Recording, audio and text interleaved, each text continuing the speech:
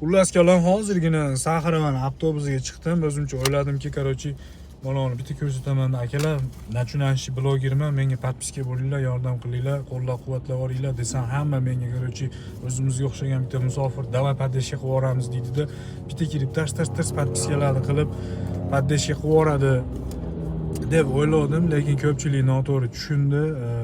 Menimcha ko'p joylarda ko'pincha aldanib qolishgan, ularni ham tushunaman, kayfiyati yo'q, bilmayman. Xullas meni to'g'ri tushunib, podpiska bo'lib, kommentariy yozayotganlar hammaga kattakon rahmat. Mana tayyor qilib endi avtobusda shunday qiynalib atlar yozib o'tirmaydi deb turib chiqartiryapman.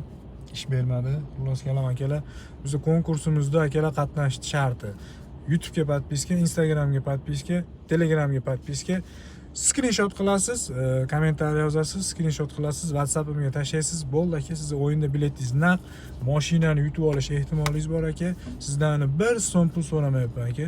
Bunaqa jinnilikni ko'rganmisiz, ko'rmaganmisiz?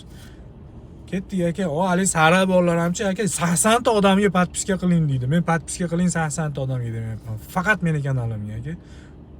Bunaqasi bo'lishi mumkin emas aka. Ketdik akalar. Bosamiz endi.